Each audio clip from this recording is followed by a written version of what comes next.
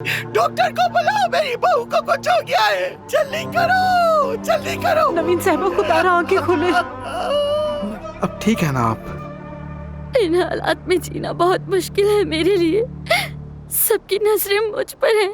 अदनान और तुम एक दूसरे को मारने पर तुले हुए थे, मैं क्या करती?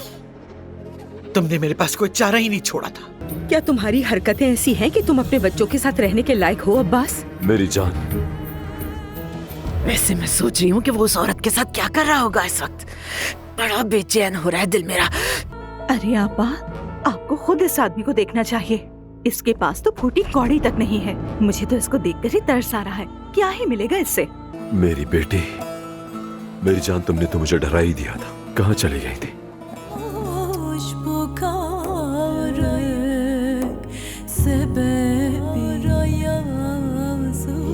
मेरे बेटे को कब्र और शौहर को जेल भिजवाया।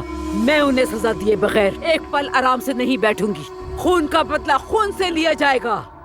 उम्मीद है कि जाओगी तो वापस नहीं आओगी। इंशाल्लाह। मैं वापस आऊंगी असमत साहिबा,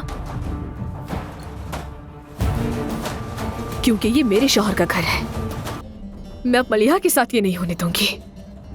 जरूरत पड़ी तो मैं खुद उसकी माँ बन जाऊंगी, लेकिन आपको ऐसा नहीं करने दूंगी। लोग बुराई के साथ थोड़े पैदा होते हैं। बुरे काम इसलिए नहीं करते कि वो फितरतन बुरे हैं। मैं तो इसलिए करती हूँ ये काम ताकि तुम लोग खुश रह सको, तुम लोग मोहताज ना हो किसी के कभी। बात सुनो, मलिहा से दूर रहो तुम, वरना मैं। वरना क्या कर लोगी काले दुम वाली हिरने? वरना क्या? तुम्हारे दिल पर छुरा घोंपूंगी।